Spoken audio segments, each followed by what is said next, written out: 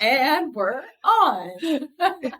They're probably going to hear me rapping at the beginning of this episode.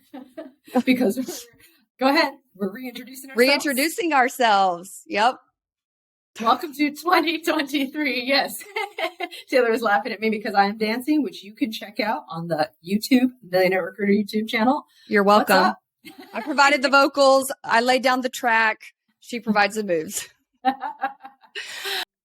Welcome to Talent Takeover Unfiltered. When it comes to working hard and keeping it real, we know our shit. Self-care, happiness, inner peace, and time. I'm Brianna Rooney, and this is Taylor Bradley. Hey, y'all. And we have thrived in chaos and turned it into an art form. So, Taylor, what are we doing here today? We're here to give you a raw, under-the-hood view of all things recruiting and finally give credit where credit is due to a long underrated industry that's full of quote-unquote experts. All right. Well, then let's take this show to the road. I love it. How are you doing? Well, I'm thriving in 2023, as we discussed earlier. Broke my foot this weekend, but I'm actually, well, you know me, I'm very I'm clear head about it. It's like, it is what it is. It happened. I've got this big surgery coming up that's actually, people may think surgery like that's not welcome to 2023, welcome to the new year. But this is a surgery that I have been waiting to have. So I'm excited to have it. And so I thought that this foot thing was going to be a setback. But what I will say is I wanted to, in advance of the surgery, have a great day with the kids. And like one of those outdoorsy days, one of those days where you just spend all day outside playing games. And it's all these games that we made up. And then we were playing tennis and, electric scooters and all the stuff, the cool shit that we got for Christmas. And so I was like, either way, it was at the end of the day and at the end of our outdoor festivities. And so I'm like, it's fine. I don't know. Yeah, I'm not being a Debbie Downer about it, surprisingly. And I've got this big sexy boot on that I lifted up and showed Jessica. I was like, God dang, if my leg muscles are not on point after this, because this thing is intense. But anybody that's had, yeah. I think this is the universe telling you, because yes, you have your big surgery. And I know you probably would have pushed yourself before you're supposed to. This is the universe saying nope, you're trapped. You sit the fuck down. Exactly. Sit the fuck down. Yeah. Love that. Yeah. Aaron said the same thing. He was like, well, if it was going to happen and you're going to be laying in bed and this is God being like, you cannot move. I'm not going to let you move. Lay the fuck down. So I'm like, okay. Message received. I hear you. But yeah, I'm really, how about you? How was your 2022, the closing of 2022 and entering 2023? Yeah, it was amazing. I was in Tahoe. I was in tons of snow. And if anyone knows me, they know that I am that's my happy place. I could live in a Christmas town, snow, at least 10 months out of the year. So I'm happy. I was with lots of family. We pushed ourselves out of our comfort zone as a family, not just with our partying and drinking, but we did that too, but with our conversations. So I thought that was just really nice. I feel a lot closer. Yeah, I'm feeling good. I think you should tell our listeners a little bit about your conversation, what you and your family did. I think a lot of people, I know I found it beneficial. Was like, I should do that. Mm-hmm. Yeah. So, of course we were drinking. That's how it started. But, no, we started talking about, hey, what are our New Year's resolutions? What are our goals? And I'm saying goals and New Year's resolution because I was listening to this podcast that was so powerful that really talked about resolutions being just goals. It's just our time to reset ourselves. However, do we reset ourselves every year, every 3 months? What is it? It doesn't have to be, although typically it's January. So we went around, and just kind of put everyone on the spot. And what was really interesting about it is it was my youngest brother. And he's normally not a share bearer. He doesn't have a lot of, he's just not very vulnerable. If I say the word sensitive, I wish I did. I said, hey, you've been a lot more sensitive these last 2 years, which I felt was a compliment. He looks at me like he's going to punch me in the face. He's like, oh, that was a trigger. I'm getting sensitive. Yeah. Oh yeah, it was a trigger. Same with anxiety, which is funny. That's a whole other thing. But anyway, so he starts the conversation and we went around the group and said what we're going to work on. And it was a very vulnerable moment for all of us. And we pushed each other and we said, well, hey, maybe you should think about this. How are you going to do that? And then we all partnered up on who's going to hold each other accountable, which I think does two things for our family, which is one, of course, it's just helping the other, right? That's great. But it also makes sure that we're keeping in touch the way we're supposed to. Because if you do hang out with us, we're like as thick as thieves, and you think that we probably talk all the time, but really, like, and I'm probably one of the worst. It's like, I don't got time for that. I'm doing this, and that. I got a new business. I got kids. I got, the fiance. I got, all this stuff where it's like, I think the longer you go without talking to someone, it becomes more of a chore. So it's like, for me, how am I not going to make family and friends a chore? Because it really is, it's good for your soul. So two thoughts I had. One is a question, but the first thought I had is, as we've talked about in previous episodes, and as our listeners will hear in future episodes, we talk about blocking out time for just your thoughts, like, your self time. Like, it makes me think here, should we block out time when you're just going and going? You got kids, you got work, you got all these things. Should you block out the same amount of time? So like an hour a day for yourself, your focus time, and then an hour a day for family, friends, for your connections. That is really interesting. So I have a really good friend, and we used to have like a standing date every like 3 weeks at 8:00 at night, when the kids go to bed, stuff like that. And we did it really well for a long time. And it didn't feel like a chore until it did. And so what's interesting is you're like, oh, okay, because, we talk every 2 to 3 weeks. Oh, I'm going to skip this one because so-and-so came into town. So like, you're going to give priority off of what's on your calendar because you know that it's going to come up again. Well, then here comes another one. And then she had something come up that she felt really, oh, it's okay because it's on the calendar. So I think, just like for myself, I have focus time on my calendar for a good half hour every Thursday. I think Monday as well. Anyways, something like that. And very often I schedule over my focus time because I'm like, oh, it's okay. It's on the calendar. Yeah, I do too. So I like that theory if you could really do it.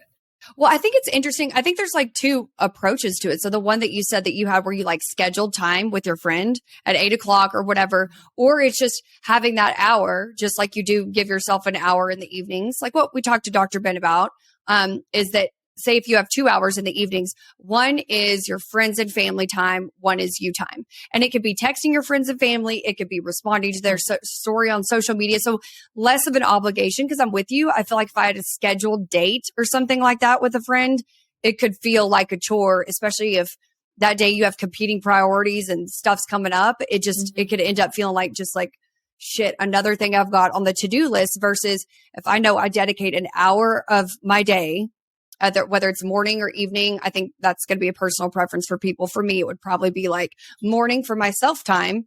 Evening time is that hour for friends and family, but not watching TV, not reading your books, not working out, truly just spending time engaging with your friends and family.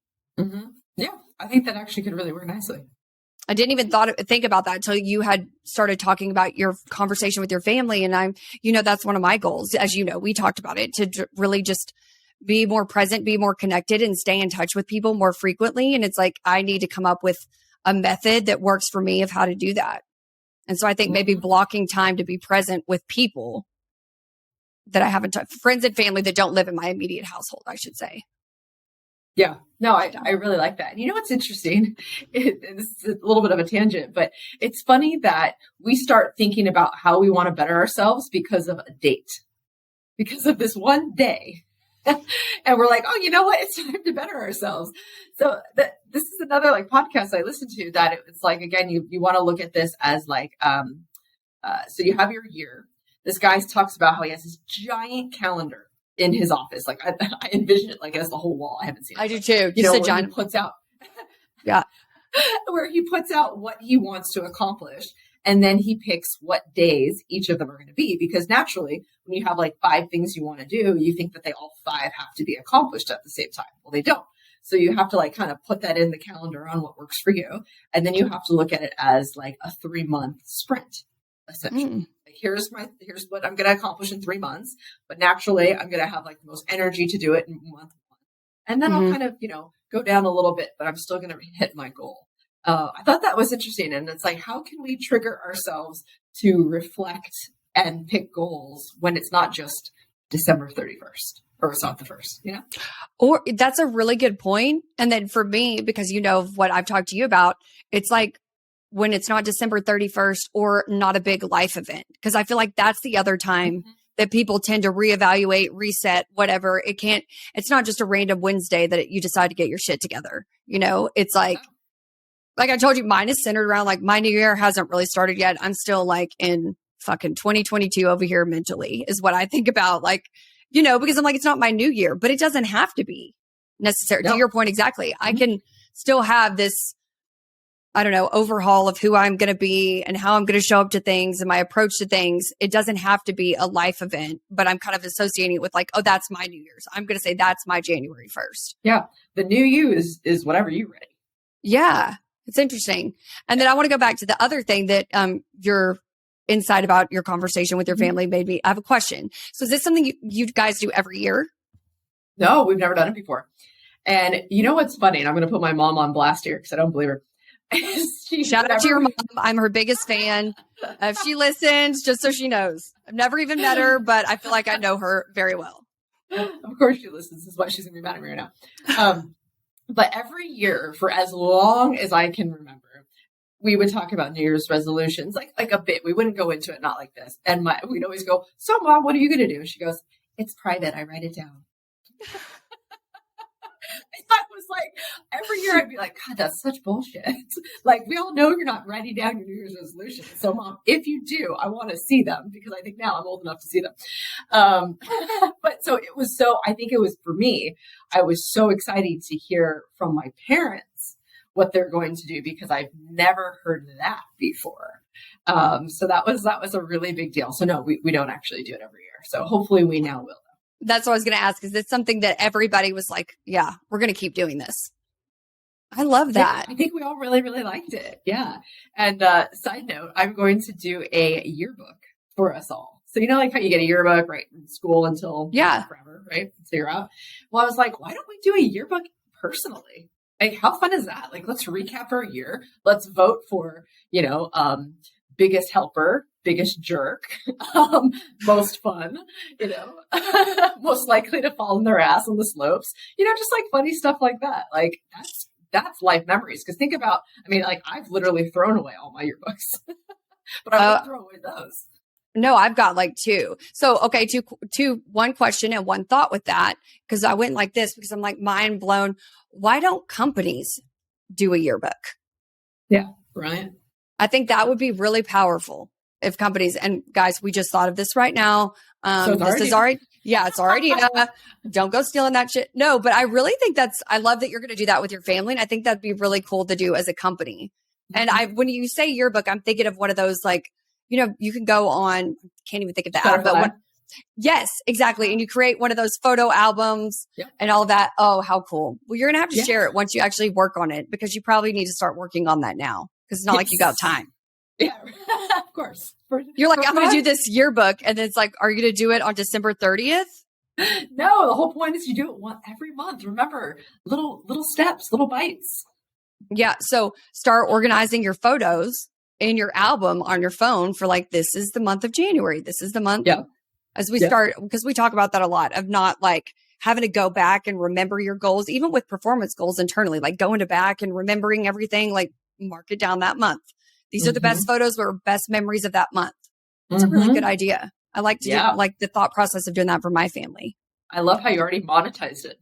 I know. I've got like this whole like idea of what we'll do. I think it sounds amazing. And I think that companies should do that instead of like it's like if you're going to have a holiday party or if people do that still, I don't really know if they get together, that'd be really cool to like, you know, on a big projector, show your yearbook, photo book. Yeah. It's really cool. Yeah. I'm excited. So I know that you haven't really started your 2023 in your mind yet, but have you business mind? Has that been going? What's going on? Yeah. Well, that's actually what we tangented, but that's actually what one of the things I wanted us to talk about in this episode was not reintroducing ourselves, but yes, like we've obviously all seen what the economy is like, what this market is like. And I think it'd be really interesting for our listeners to hear how we've pivoted and how we're going to pivot in 2023 as a result of not only the market, but what we've learned in 2022. Yeah. I think that's really powerful. So, I want to get right into one of the big initiatives that we have for 2023 that I think is really powerful.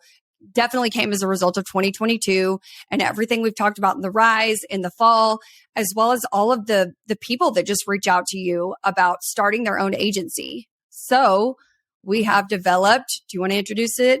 I love when we do that. It's the Millionaire Recruiter program, and it's 4 months, and it comes with all of the goodies. Because let's be honest, everyone, like when you look at, there's so many jobs for people, yet we're not filling them. Why are we not filling them? It's because everyone does want to fulfill their entrepreneurial goals, but it's hard and it's scary and it's a lot of work. Not to mention, being a badass recruiter also takes a lot of work. But at the same time, it's not rocket science. Right? There is definitely a science to it. And lots of times you are doing the same thing over and over again, but you do have to morph and move and understand trends and understand best practices. So this program came because we have, like, to your point, we have been asked a lot. Like, actually, I've been asked since 2018, since I did the YouTube channel, the Millionaire Recruiter YouTube channel, saying, hey, can you teach me how to start my own agency? And I was like, ew, no. Like, I'm not there yet. Like, no, I want to give back and show you guys how to be the millionaire recruiter, but I'm not interested in telling you how to start your own business. Go do it yourself. My mindset then was, look, I was 24 when I did this. If I can do it, you can do it, right? That was my mindset. I didn't give anyone really direction. If they called me and I talked to them and I coached them, yeah, sure.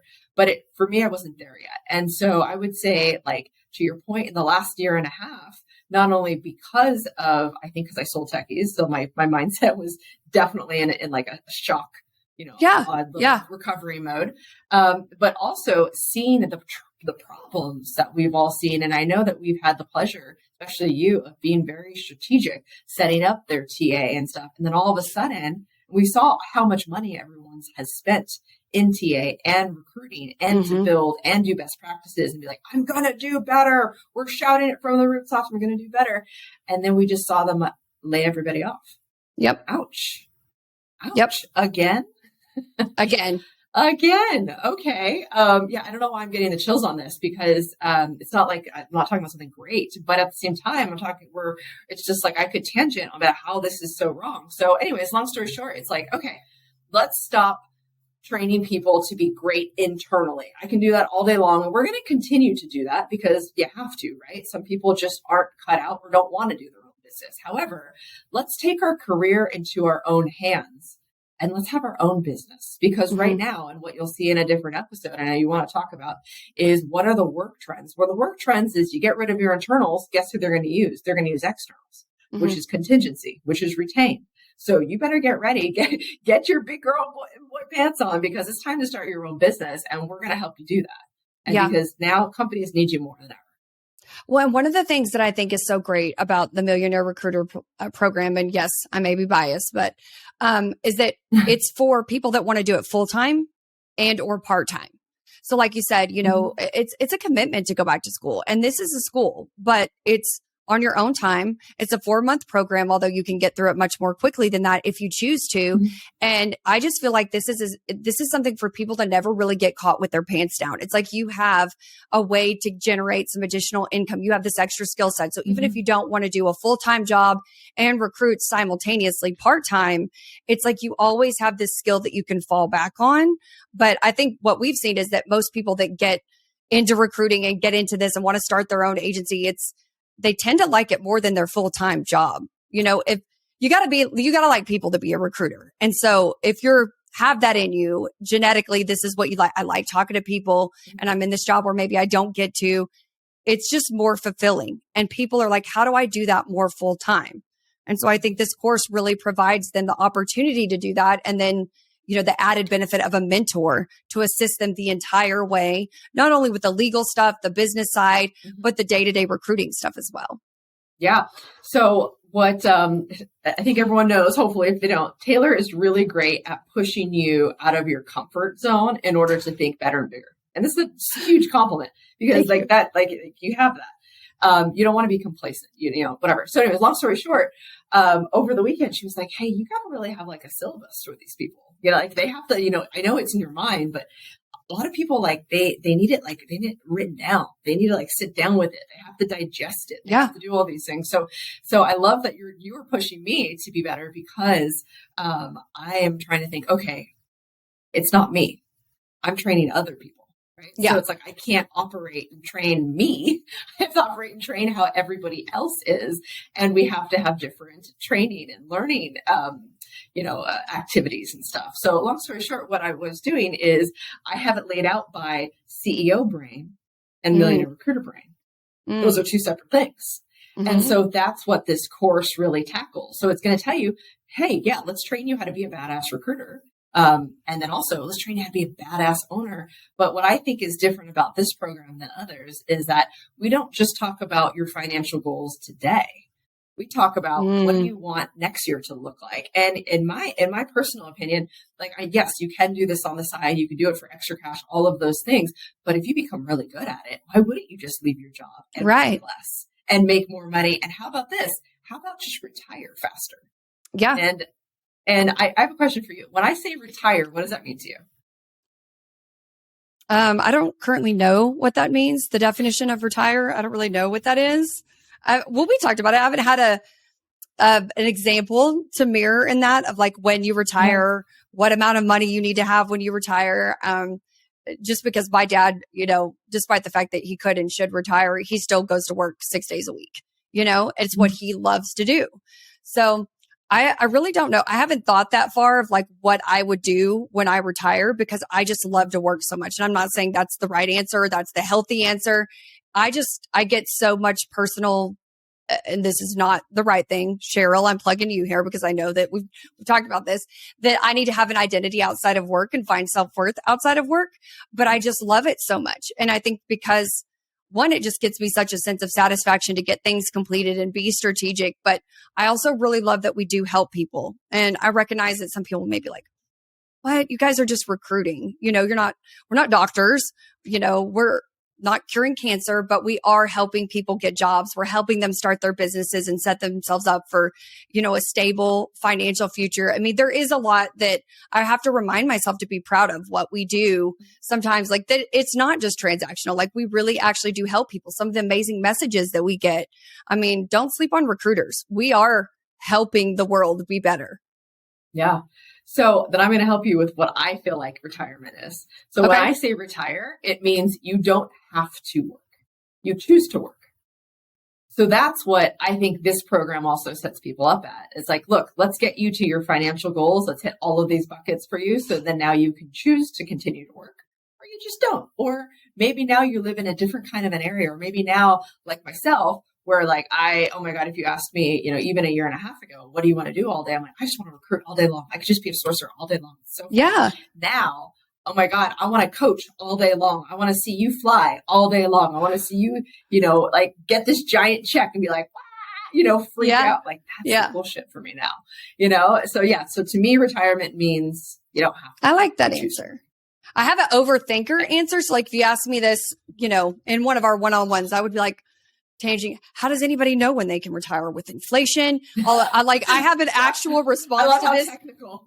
That is like, how do people even know? I mean, I have an actual response and it's based on, I've had that conversation with people with regards to stopping working. But I think about retire very much as like the financial, like it stops coming in, the checks stop coming in, you stop working. But I love the way that your definition of retire is like, I work because I want to or work when I want to. And that's probably the definition. Yeah, that's probably what I'll lean towards more because I just feel like I don't know what I would do all day long with myself. Like I don't, clearly tennis isn't cutting it, So I don't really know what I would do all day long. I just love to work, but I do like the, even when you think about, I don't know how I would ever leave here because I love what I get to do so much because it's just all kinds of shit. Like to really try to put it on paper. And trust me, I've tried to bucket it, like my job responsibilities and the things that I get to do.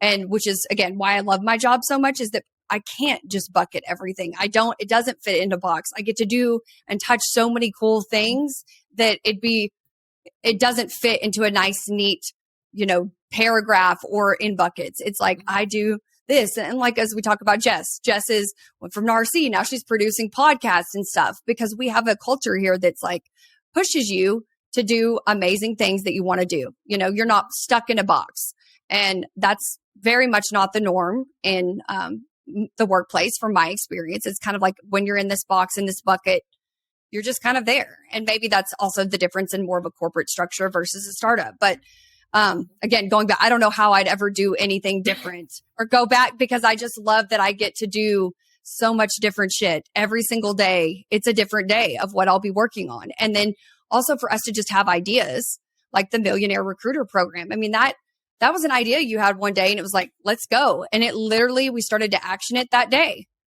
You know, I know it was like, there was a lot that led up to that for you, but yeah, it just was like a light bulb went off of like, this is what I'm going to do. This is the name of the program. And it was just like, let's roll, you know? And then you got your logistical hat on and we did it. And so I think that that's what also our students, we haven't named our students yet on what we want to call them, but maybe you want to try it. But what we're bringing to all of you is our fast movement. Is we see an idea, we're going to monetize it. Like, let's keep going. And so I think that that's also something that everyone that does the Millionaire Recruiter program can embrace and can know, like, we've got your back.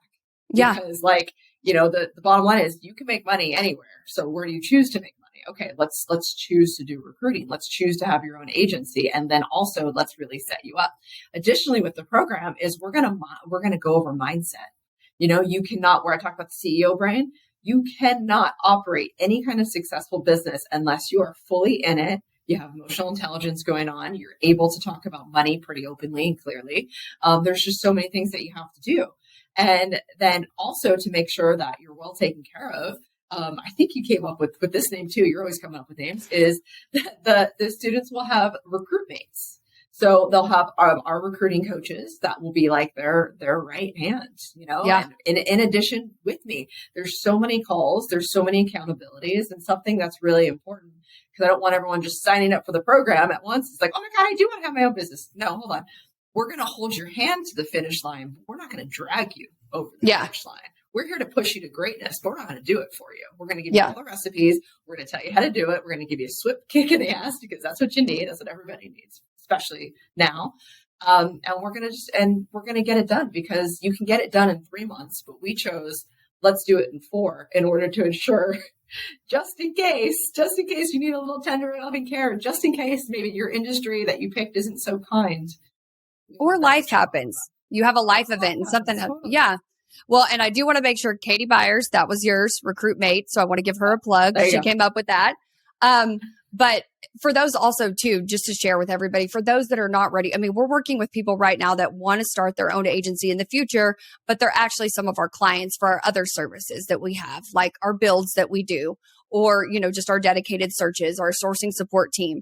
But, you know, I find it so interesting that a lot of our listeners are people that have been clients before or are future clients. It's amazing to me to see it come full circle. So even if you're not ready necessarily to go start your own agency, so maybe the Millionaire Recruiter program isn't right for you, we do have all these other services to help you get your talent acquisition team where you need to be, to include the training. We'll train your team as well.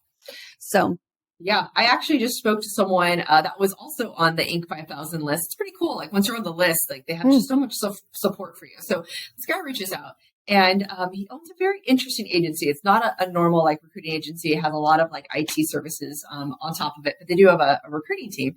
And so what I like to talk to business, founder to founder, right, is I'm like, hey, what did you do wrong last year? Like, let me feel better also, right? Because I got like, you know, how long do you have? And he was like, honestly, training. I thought I could just hire a bunch of junior recruiters. They would just figure it out. And it turns out you really got to train those people. And we kept trying to come up with a program, but then it took by 2 managers out of what they were supposed to be doing. And so then the managers didn't do their job and then they have a half-off training program. And I was literally like, I started laughing and he was like, what are you laughing at? And I'm like, this is great. I love to hear this because this is why we're here. This is why Thriversity is here. This is what we're here for. Like, let us train you because it took me 14 years to come up with this training program, not to mention, you know, all the additions that our current team has added to and pushed us to a different training. You can't just have a training program and, 3 months, 6 months, a year. It's like, no, there's lots of nitty gritties that come into this. So it was a cool moment. It was like, I felt really justified. And so anyways, we're having a conversation next week about training his team, but he was like, oh my God, please train my team. And it's funny because I think about, recruiting training. Yay, that's my favorite. But I think about other trainings. I'm like, oh my God, I would pay for that in 2 seconds. Like if it's not your bag, it's not your genius, don't do it. Like, why? You're killing yourself. Yeah. And you're spending more money, more man hours, all that stuff. Just outsource it to somebody that actually likes to do it. And I think that goes with anything. So that's not even just recruitment training. I think that applies to literally anything. Outsource it. If you don't want to do it, if it's not your bag, like you said, if you don't enjoy it. So our broke to boss tip of the week, because I know we're right at time. This is I can provide one and I will provide one, but I don't know if you want to offer one as well during the new year. But for me, and you've heard me talk about this before, my to-don't list is going to look a lot different for 2023. I have learned so much in 2022. That was a year of a lot of I feel like self-growth for me, a lot of realizations for me, hard realizations. It was first year that I really experienced burnout and then overcame the burnout somehow. And I've really sat down to try to analyze what I did to get to that place in the first place, and then what I did to get out of it, because I am happier right now in my job than I have been in any job ever at any point in my career. And I've really wanted to put down how did I get there? And these are the things, the to-don't list are the things that I'm not going to do, but it's an annual. That's what I'm going to do for 2023 is have a to-don't list. So I think this is great for everybody. Have a to-don't list daily, weekly. And then for me, I'm going to have one annually of what I'm not going to do in 2023. I love that. So lucky for all your listeners, and we will definitely put a link in here when it is ready, and we'll put it on LinkedIn and whatnot. But Taylor is coming up with a to-don't list notebook. So you too. Yes. So not only will it share her to-don'ts, which is great because it's so fun. It always makes me laugh. The to-don'ts. To-don't unfiltered, by the way. To-don't unfiltered. Yes, exactly. So she'll have hers. I'll probably put some of mine, and then you'll have free space to put your to-don'ts and to really plan. And I think just seeing the cover, the to-don'ts, cover, it's just like, yes, what am I not going to do? Because so often we hear, here's your to-do list, and it's kind of daunting. It is. The to-do list. It's like you could really have an endless supply of the to-do list. It's like, no, I think what's more powerful, and we talk about how powerful failure is. This is exactly what it is. It's just poof. Don't do this shit. Don't. broke to boss tip of the week. Don't. I'm not stealing that thunder. I'm out. All right. Thanks so much, guys, for listening. We really appreciate it. Yeah, we will see you every Tuesday. And don't forget that you can watch us on the Millionaire YouTube channel as well. See you next week. Thanks, y'all.